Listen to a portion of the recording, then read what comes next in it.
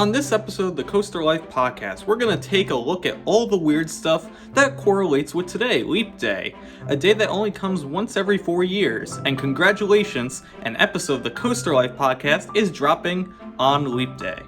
Let's get into the podcast, shall we? Have your attention.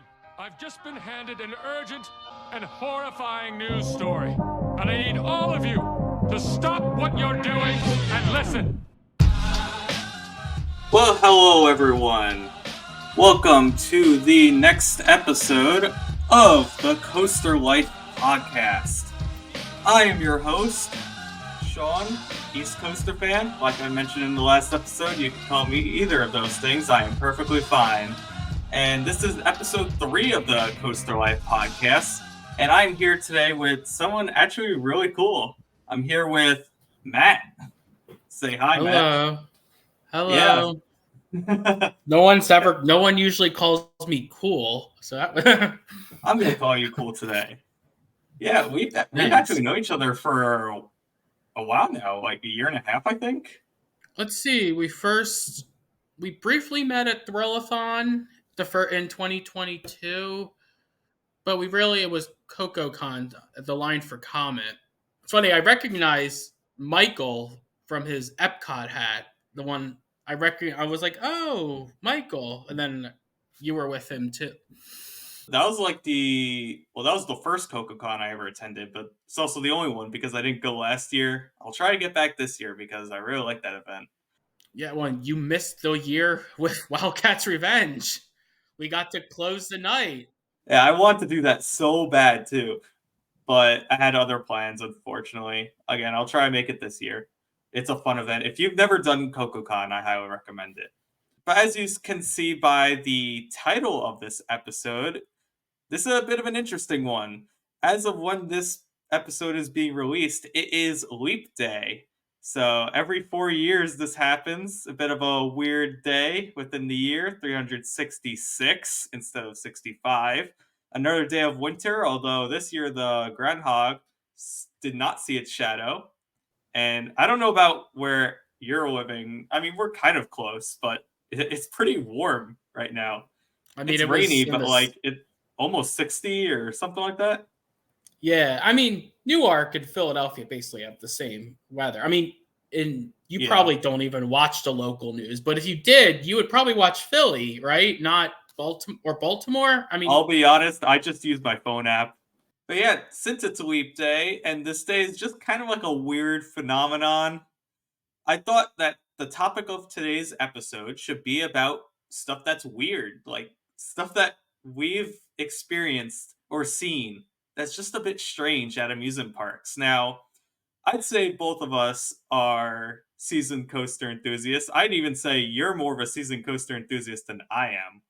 Yeah, I mean, I've been going to parks since I was a little kid, since the 90s, so... Yeah, you definitely have a lot more years of experience than I do of being an enthusiast, so I figured... I'm older. Why not Yeah, that's the key, really. I'm beating it around the bush a bit. But I figured get someone here with many years of experience being a coaster enthusiast to tell some interesting stories. That's the whole goal of this podcast, tell interesting stories of our own coaster lives, and today we're going to focus on the weird stuff. So what we're going to do in this episode is that we each prepared around 3 stories or experiences to tell. I prepared mine, you prepared yours. We did not tell each other what we're going to say. So our reactions are going to be pretty genuine. I know for some of mine, since I'm kind of like in control of this whole thing, I actually have some videos for some of these. I guess a little bit of an advantage, I guess.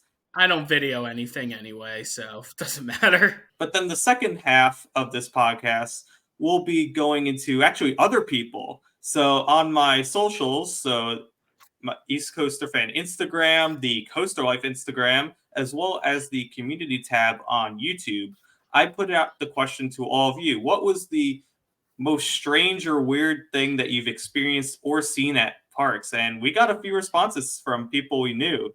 Let's move on to the stories now, shall we? So let's see. Who wants to go first? Are you eager to start? If not, I can start. I can go first. So I'll tell about one at Great Adventure. This was about when I was 16, I would say. I think 2008 season.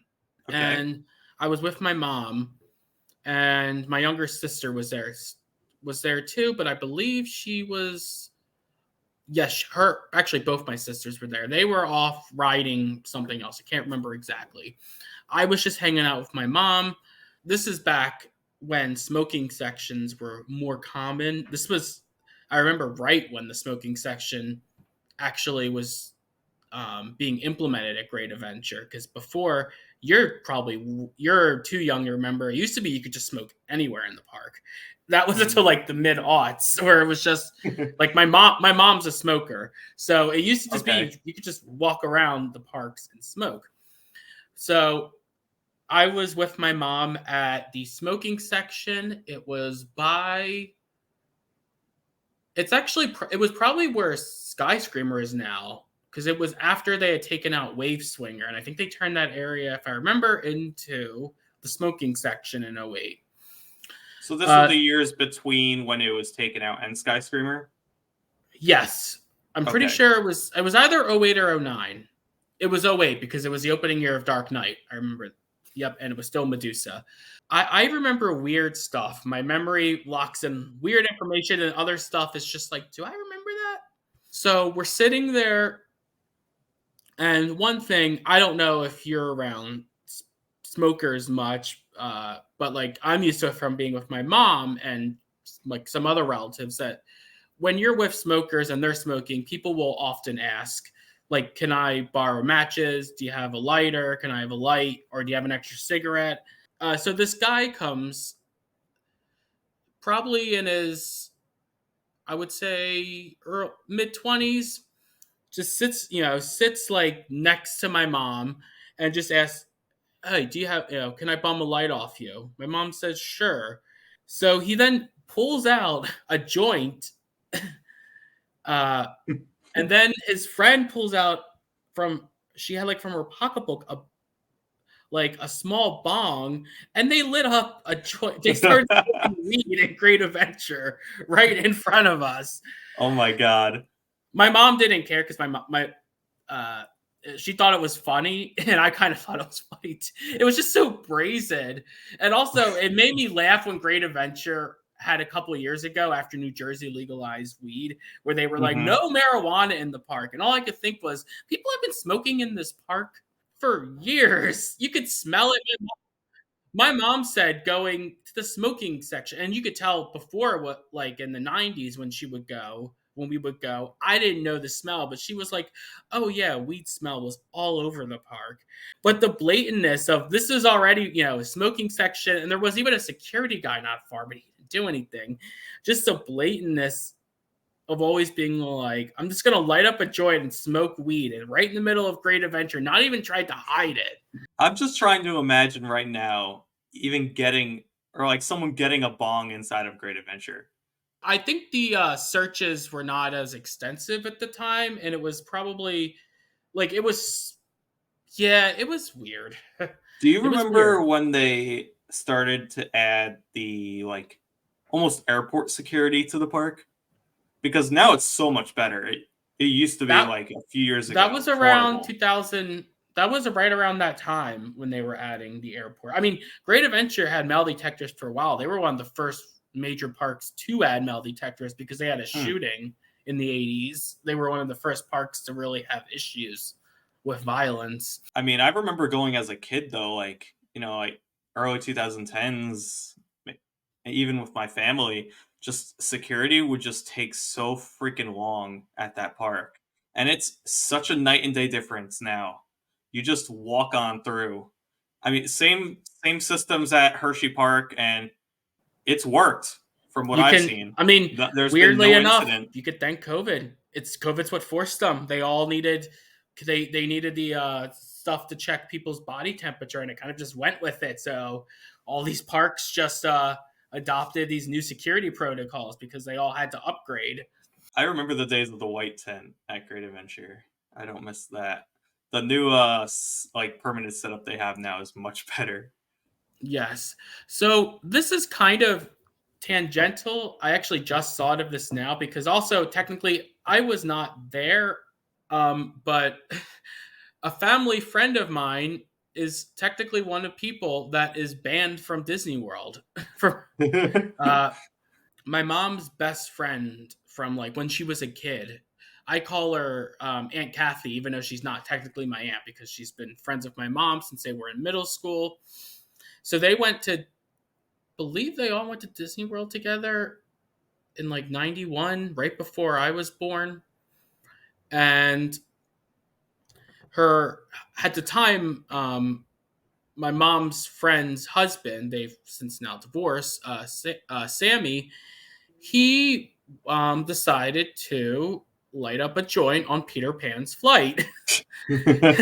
So they stopped the ride. The lights came on, security came in, and they escorted him out of the park and told him that he is to never set foot in Disney World again. Except he did go back to Disney World in like 2004 because before especially back, they didn't actually have a way of keeping track. And unless he did, so I think they probably do now, but I will say he did go back. He was trying to fly. He was trying to get a better sense of flight in the ride. But the fact that he was Get a so high. brazen on Peter Pan's flight, Peter Pan's flight. and the fact that they turned the like stopped the ride, turned the lights on, and like killed him, like they were like so angry. I mean, rightfully so. For like, yeah, like, look, I mean it's a Disney park. I mean, any park, you should not smoke in buildings in general. I mean, people used to do it back then; it was common. But now we especially know, don't do that. I mean, look what happened at Great Adventure with the Haunted Castle fire. That was because of a cigarette. All right, well, I'm gonna jump into my first one now. I'll be honest, that's gonna be a hard one to top, the smoking stories. Um, but my first, I guess, weird instance that I decided to do was in 2018. Now, this is during a stage of my YouTube where I was doing like mainly just park footage stuff, so I wasn't doing like any of the vlogs or anything like that at the time. This was actually a trip with hometown friends. So the story is that we're in line for Storm Runner, which fantastic coaster if you've never been on it before. The way they have the Storm Runner line set up, if you've never been to Hershey before or don't know, is that it's a dual load, which means you kind of enter towards the middle and then you could go either left or right to either side. And basically the trains alternate. What that leads is that there's just this big cluster in the middle of people. So this was when I think I was with my brother. We were going to get in line for the front row. It was decently busy in there. And then along the stairs going down, there's this group of guys. And then one of them just starts like chanting. Like he starts jumping up and down like crazy, almost doing like one of those sports chants. The Did you just do Seven Nation Army? Dun dun dun dun dun dun dun. That's Seven Nation Army by the White Stripes. But he starts doing it, and then I guess like a bunch of boys around him also start doing it, all jumping up and down within the Storm Runner station, and like for some reason it just turned into like a mini rave almost inside of the station. Even though I did not make a video of this on YouTube, I did actually film it for Snapchat.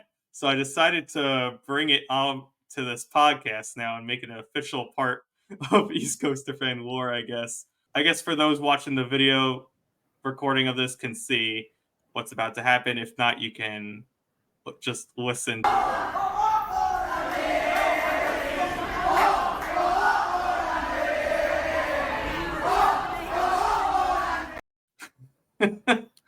I don't. But was that like, Seven Nation Army? I don't know. I mean, that it was like I don't know what that like was. It, but it also sounds like something else. I don't know what they were saying. Basically, I don't know. I think Seven Nation Army is a decent guess. I would be surprised if it's I don't know. But I was just like so surprised by that. If you saw in the video recording, I don't even know what this is. It just came out of nowhere. And then even though that was like what 8 second recording or something like that, that was just such a weird moment to happen. I mean, for any coaster, but the fact that it was in Stormrunner's line just kind of made it really funny. Was Would it you a long line? Do you remember? Oh boy. Because I I'm feel gonna like when you're say stuck like in a long 40 lines, minute. people. Okay, so not, but that's still like I know when people are stuck in like long lines, people can get annoying or antsy.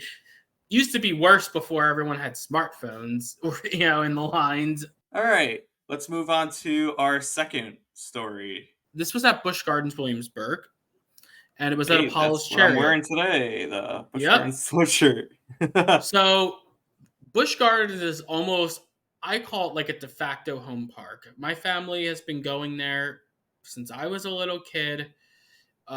We would go there almost every year, multiple times a year. We would, camp down there in Williamsburg, and then go to the go to Busch Gardens at Colonial Williamsburg, all that.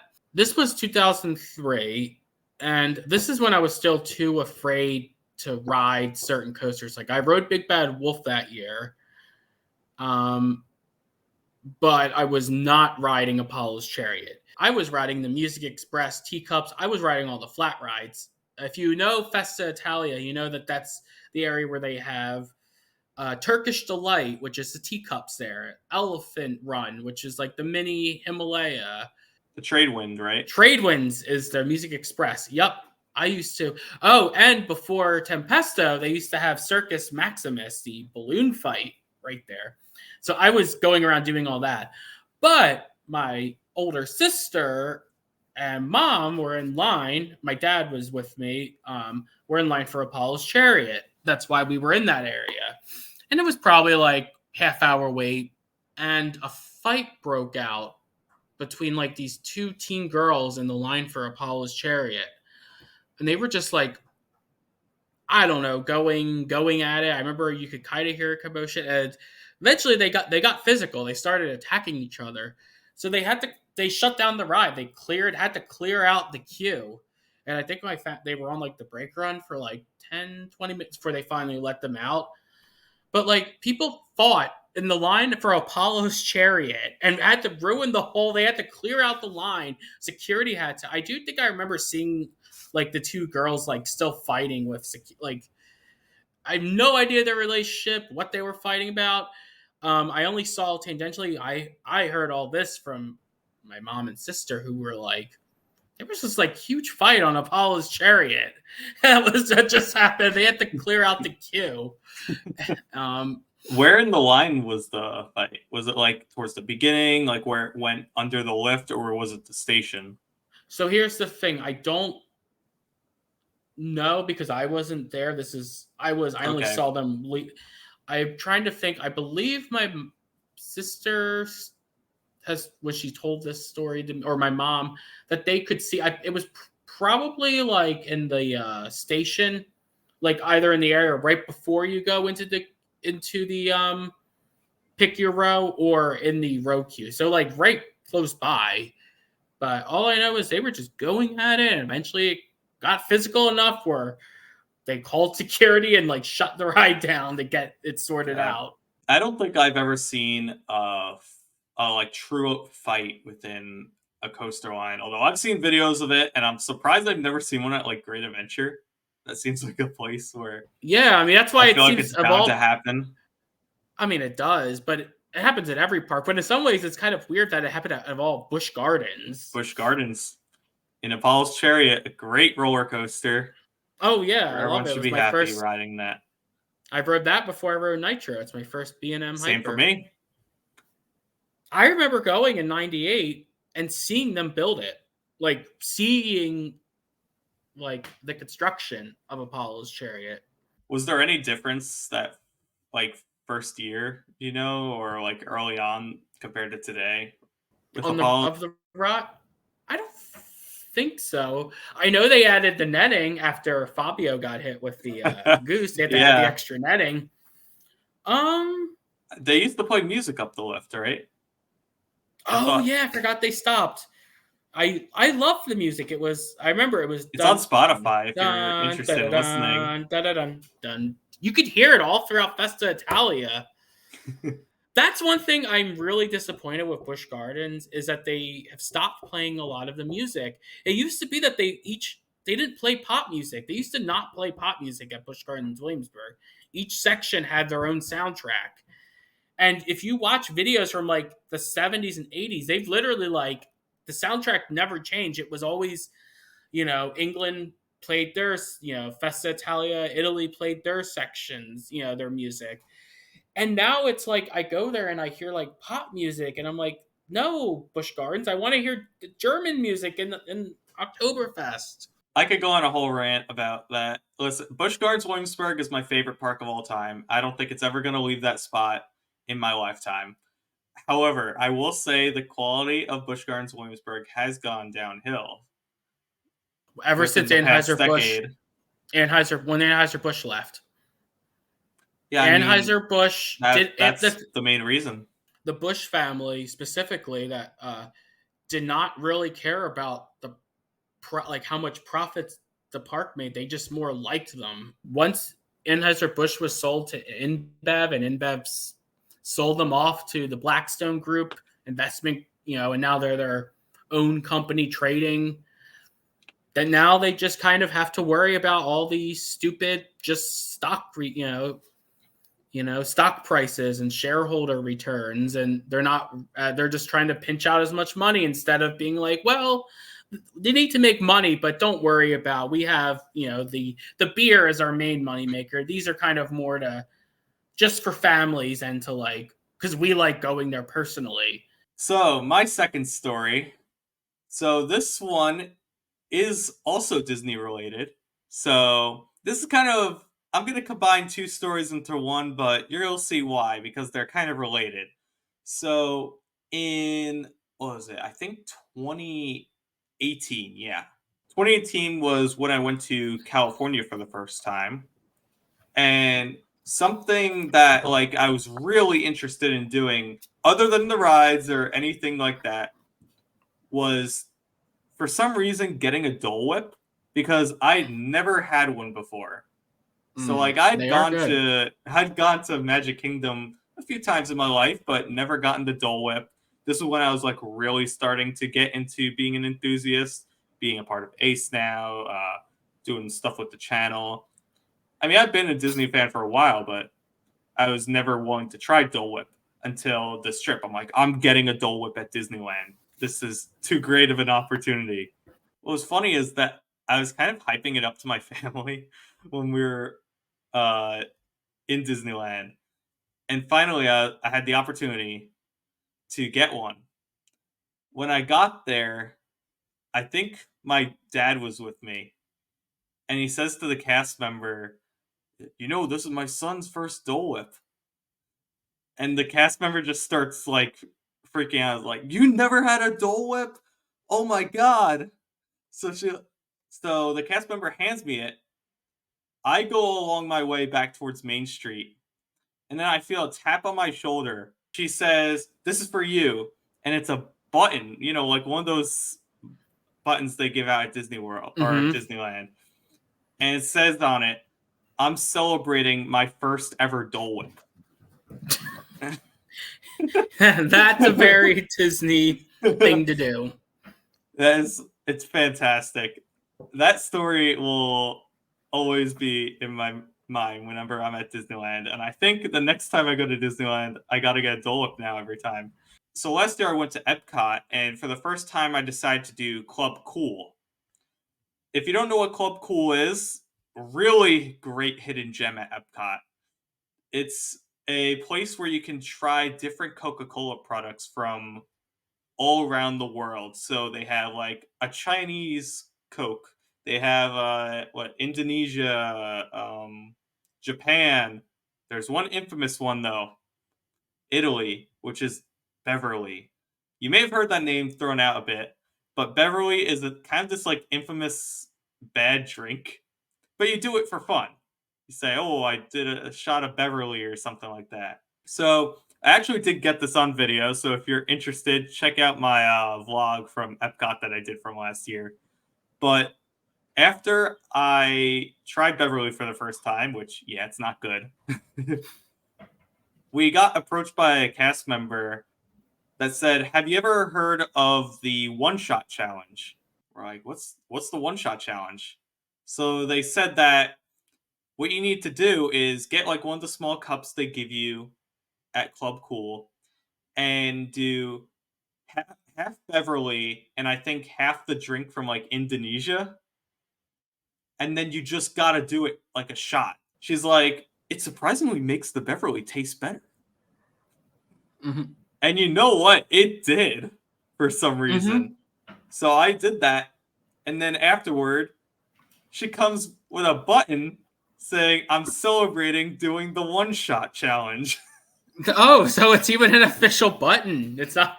Oh no, it was like one of those celebratory things again. Like I'm celebrating. Oh. But like what these cast members do is they like write on Sharpie, whatever it is. Oh, yes, yes, yes, yes, yes. So at Disneyland, it was I'm celebrating my first ever Dole Whip. At Epcot, celebrating completing the one shot challenge, which is a really weird button to have. But I don't mind it at all. I think it's just such a weird thing to have, and it's so funny. I've never done the Club Cool, but I have done where you could the other place where you could do this, which is if you ever go to Georgia. Speaking of Air Force One, my brother lives down in Atlanta, so I've gone a couple times. The World of Coke. I don't know if you Coca-Cola is from Atlanta, and they love Coke down there.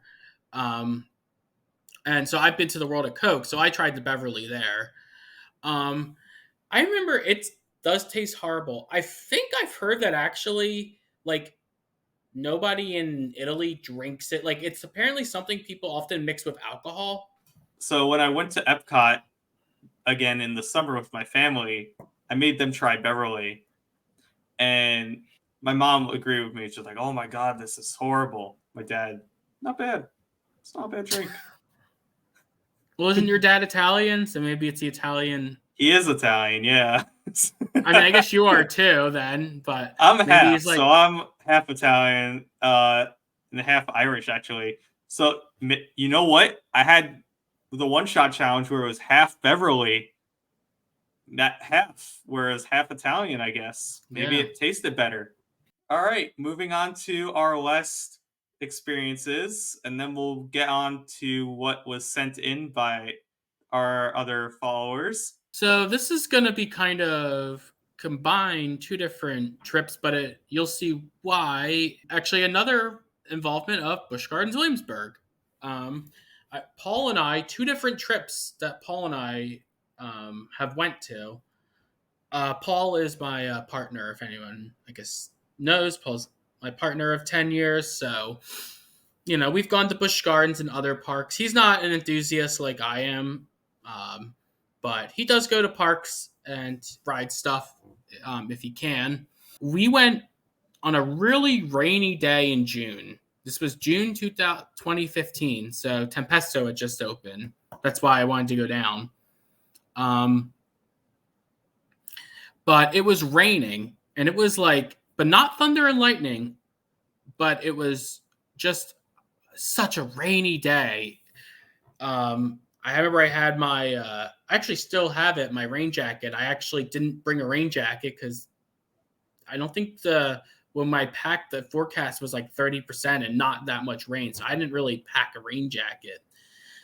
So before the park, I went to Dick's and got a rain jacket by Busch Gardens. I still have it. So always that memory from this day. But it was, rainy, luckily not thunder and lightning. So all rides were open. But I remember an employee had said, I think there was about 2,000 people in the park, which, especially if you know how big Busch Gardens Williamsburg is, that might have been 2,000 or 3,000. But regardless, how big the park is, the park felt empty, which was great. We got tons of rides in. But the funny part about this day was when we rode Mock Tower in the rain, and the operator was just having fun and was saying on every trip, he's like, enjoy your ride on the world's tallest water ride. And he kept calling it the world's tallest water ride because you will get off drenched. And he did.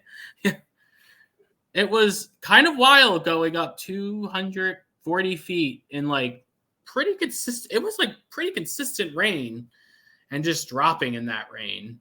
Were you like dropping? Like, did you just look at like one raindrop and just like fall with it almost?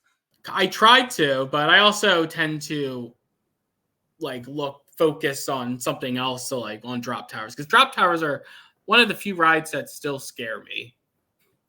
I will ride them, but they still always give me a little bit of a rush and a scare. Yeah, Mock Tower was actually my first drop tower, like major one. You know, I'd ridden the kiddie ones, but never a real one until Mock Tower, and I chose a really bad one to start off. Yeah, but the second story also involves Mock Tower Oh in boy. Memorial Day weekend, or no, the weekend after Memorial Day, because I was not going to Busch Gardens on Memorial Day weekend. But the weekend after Memorial Day, 2019, Paul and I are on Mock Tower. We go up, I would say about a quarter of the way up.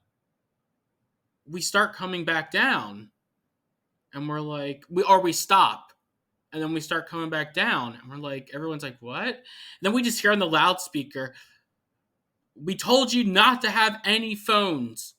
Put your phone away. I couldn't really see them. I only saw them when they were walking away. But he started arguing with them. He wouldn't give them his phone, and he wouldn't put it away. Like, so they kicked him off the ride. They're like, okay, you're not riding. So we have to go through they arguing with him, and for like, I think it was something like for security not to be called. They're just like, just go, you're not riding. So, okay, so they recheck, they have to reset everything. And we start going back up again. I would say about a quarter, no, more like a halfway up this time. The ride stops again. And then we hear, put your phone away.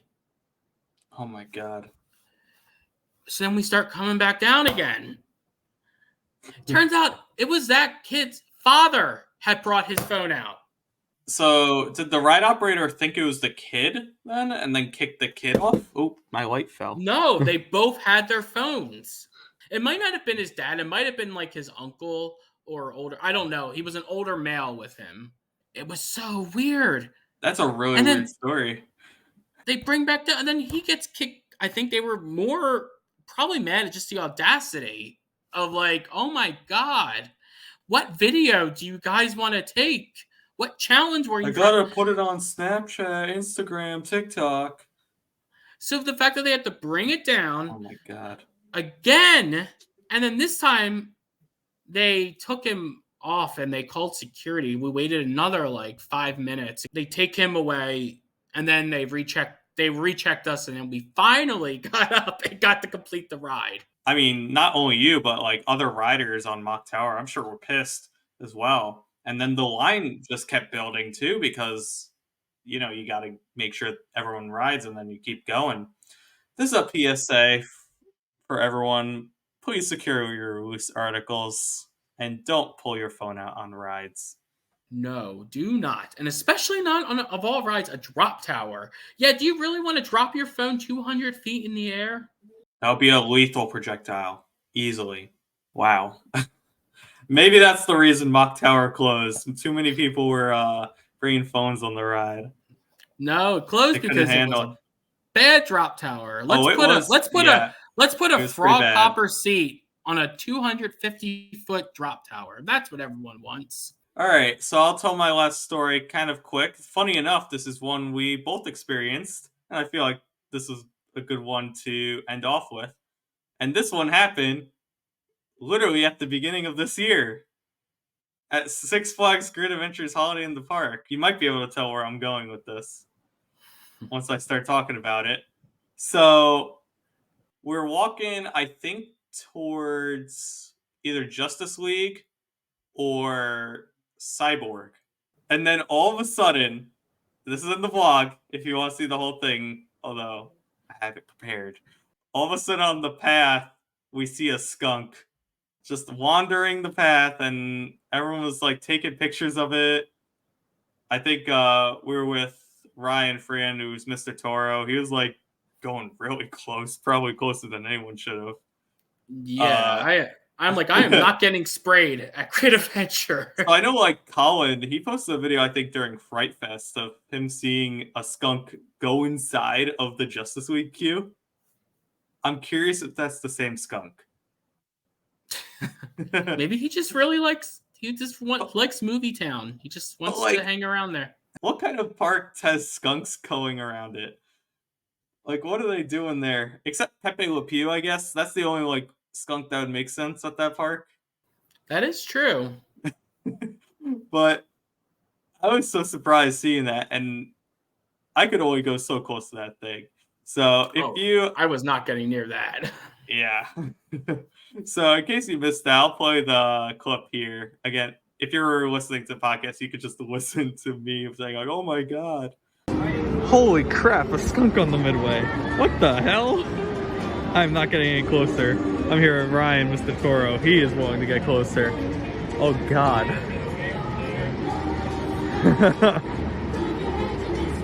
Yeah, he just goes right up to that thing. I don't understand.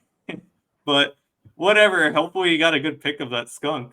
That was easily one of the weirdest things I've ever seen at Great Adventure. So we talked about our experiences, and I want to spend the rest of this episode time going through other people's experiences. So I'm just going to literally read them off.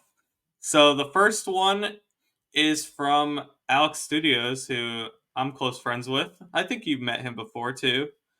So his weird experience that he submitted was getting stuck on Houdini's Great Escape, then a storm happening thereafter. So this is actually one I experienced with him, so a bit of context I'll add to it. I was riding Houdini's Great Escape with him, and the ride got stuck while the room was completely upside down. Oh, that would be pretty cool. We were there for about 10 minutes with that, which was pretty freaky. Like, it messes with your brain a bit, especially like there's no audio in there. It's like an awkward silence.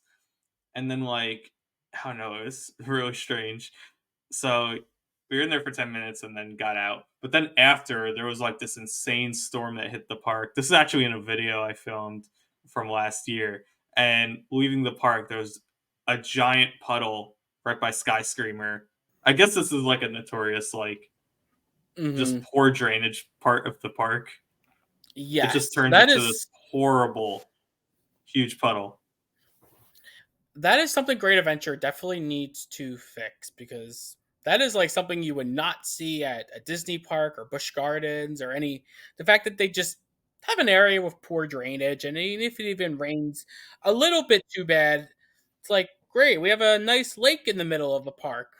And they already have a pretty great one in the back half. All right.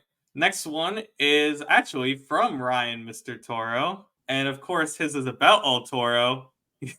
He said, I killed a bug on Toro going over the Rolling Thunder Hill. I mean, I've killed tons of bugs on roller coasters. Oh, that made me remember my when I was at Dorney Park in 2019 with one of my non-enthusiast friends. She hit a bird on Steel Force. Oh my god. Yep, my friend Iris. So she is always like, she's like, the bird that I killed at Dorney. It's like, it was a small bird. It didn't hurt too bad. It was on the return Bunny Hills. I was expecting a lot of bugs when I went to Cedar Point, but granted, I didn't go in front row on any coasters at night when that would like really be the problem. The only time it was really bad was we did a sunset ride on Blue Streak, and there were like 1,000 just going around the lights, and those lights are positioned really low by the lift. Mm-hmm. So we were just like brought through a What? really big group of mayflies. Yeah, I mean the two notorious rides. I mean, Millennium Force is bad at night, and then I don't know. I haven't been since Steel Vengeance is open, but what I've Mean Streak was terrible. With you could just see the bugs up the lift hill and the what. There were tons of bugs. Mean Streak was just you were killing so many bugs. That coaster killed so many insects. I'm curious how much cleaning they have to do, like the front of the trains every night. All right, we got a few here actually from Michael Blue Diamond Coasters, who's on the last episode of the Coaster Life podcast. First one he submitted was a tornado warning during Great Adventures opening day. This is the last year. Yeah, I saw a bunch of pictures and stuff of like the aftermath of this. There was like a bunch of trees were down in Jackson. That like dome by the park lost all of its air and like deflated. It was deflated for I feel like half the season almost. Mm-hmm. Yeah, I wasn't there. I I think honestly the weather would have deterred me away from the event anyway. Were you at opening day last year? No, I went opening day 22, but I didn't go. I went first time like 2 weeks later, I think. I remember it hit Philadelphia, that storm. I think that's why I didn't go. All right, next one from Michael. This is actually now kind of dated because of what's happening to it, but getting launched to the top of lightning rod only to roll all the way back down. That happened at CoasterCon, right? Yep, I was in line for that when that happened. So thank you, Michael. Ooh, rubbing that in. What's so funny is I think you submitted that literally right before I announced you were the guest. They had that one ready. All right, Yep. and then the last one from Michael. I remember this one. He told me about it. Going to a nearly empty Fun Spot Orlando.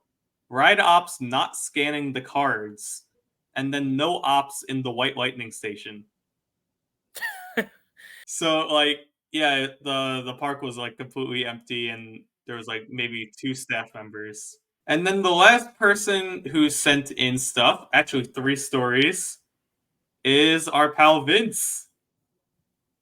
Yeah, Vince, that's my friend from college. Civilian Satellite on Instagram and YouTube. Try and get him on the podcast maybe one of these days. He actually gave really interesting ones. Maybe you know about these. I saw I'll these see. and I'd never heard about them before. But let's go with the first one. While riding an SBF Visa hamster wheel coaster at Paradise Pier in Mississippi, my hamster wheel car kept getting stuck upside down. I'm pretty sure half of the ride time I spent inverted. Oh, yes, he told me about that. I have yet to do one. When I haven't I either. went the closest one, and I actually tried to get it in 22 with my friend Brian, is the one at Casino Pier at Seaside Heights. They have the hamster ball one, but it was down, and I'm like, dang it, that was literally why we were here. I need that credit. You know, I've only been to one boardwalk park in New Jersey. Which one? Jenkinson's. Which is like the worst one. Yeah. So yeah, you need to go to Casino Pier, the Morris. Yeah, and even especially next year, go to Atlantic City because they're getting at Steel Pier the Skyrocket too. That is exciting, yeah. And that would be very cool on a like a pier. The other thing too is like when I went to Jenkinson's. So my last time there, I think, was either I want to say 2016. Both their coasters are gone and switched.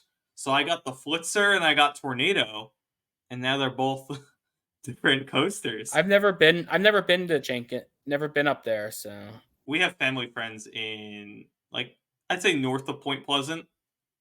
So sometimes I go there as a kid. It's not a bad boardwalk at all. It's definitely geared more towards kids. Like a lot of kiddie rides at Jenkinson's. But it is nice. My family, I always my mom even joked that like we weren't a beach family. Everybody we went to the theme parks, amusement parks. That was always our summer vacations. Busch Gardens, going to Cedar Point, going to like some of Kings Island. Like that was how my instead of going to like the shore, that's where my family took me on vacation in the summer. Yeah, but now you need to go to get the credits because there's a whole bunch of Jersey credits that you were missing. Oh, I think I counted one day. I would imagine there's at least 40 Yeah. along the Yep. like the coast of New Jersey. That's why Jersey has like one of the highest amounts of coasters in the country. The Jersey Boardwalk has a lot of roller coasters. All right, next thing from Vince. Again, let me know if you've heard this one before. So, while visiting Enchanted Kingdom in the Philippines, some kid from a school group noticed my very white dad and excitedly wanted to interview me, getting a foreign coaster enthusiast perspective on the park. Yes, Vince told me about that. I'm surprised he submitted that one. That one seems really interesting. And then the last one of this podcast episode. Let me know if this one sounds familiar. I was at an enthusiast event at Great Adventure in 2022. During lunch, the park was auctioning off some items. One was a Rudolph the Red-Nosed Reindeer canvas Oh yes. from Holiday in the Park. The envelope looks sparse, or sparse? Sparse. So I put a ticket in just for the heck of it. I was not expecting to win it at all. I then had to figure out how to roll up the canvas to fit in my small backpack to bring it back to Wyoming. For those who don't know, that's where he lives now. I was there with him. That's where actually I met. That's where I was. That's the 2022 for Olfon is where I think I first met Michael. There's one more thing he added to this that says, some coaster fan from the East filmed me collecting my prize. So I did some digging back at my Throwathon 2022 video, and I think I found it. So I'll play that moment right All here. right, we've got the Rudolph Holiday in the Park sign. Number 204-9903. Hey! I heard a hey, but I don't see a hey. Hey! Hey! Oh my Yep, god. I was with we were sitting with the YouTuber Thrills and Magic, Andre. Yeah. We were hanging out with him at that. We were sitting with him, and Vince was telling us about like, yeah, I think I bid for this, and I'm the only one. I'm like, well, congratulations, you're about to win it. For some reason I totally forgot about that moment. And I was like, oh my god. Because that year I filmed like such a freaking long video for Throwathon. Yes, you did. Learned my lesson there. But yeah, it's so funny he made a cameo and then like eventually this past year hung out with him, I'd say officially, at Hershey Park. That's all that was sent in for the weird experiences from others. So thank you to everyone who submitted prompts or weird experiences to us so we could read them off, react to them. This definitely won't be the last time I do something like that where I ask something in the vein of like Coaster Radio. And it's kind of fun getting different perspectives on it. But with that being said, that's going to be the end of this episode of the Coaster Life podcast. So I would like to thank Matt for joining me on this episode. Yeah, thank you for having me. I'll leave it up to you. If you have anything going on in your coaster life, anything planned in the near future that you want to say, I'll let you do so. Not really sure my plans yet for the year. I don't really post much on Instagram, and I haven't really figured out which events I want to go to for Ace this year or park events. I'm still figuring it out. I'm still figuring it out too, but it's like a whole mix of like, graduating from college and like doing other stuff, internships, you name it. Yeah, I'm in a very transitional period right now too, where it's like I have a lot of variables that I'm like I need to not make sure I lock in yet because I need to be available possibly. Also check him out though on Instagram, Philly Coaster Guy. I'll also leave in the description of the video recording, as well as the just description on Apple Podcasts and Spotify. Speaking of those platforms, if you are watching the video format of this podcast right now on the East Coaster Fan YouTube channel, where you can see me waving my hands at the camera, feel free to check out the audio-only version on Spotify and Apple Podcasts, where you can bring this on the go, on a walk, on the treadmill, wherever you want to bring it. Vice versa, if you're interested in checking out the video format of the podcast, be sure to check it out on the East Coast Fan YouTube channel. And also give it a sub while you're at it, because I do a bunch of other videos as well. But that being said, we'll be back here on March 14th, the day that crabs fries, for another episode of the Coaster Life Podcast. This next episode will most likely be a deep dive on an enthusiast, so we can finally get one of those in here. But with that being said, thank you all so much for listening and watching this episode. Go out there, enjoy your coaster life. See you guys.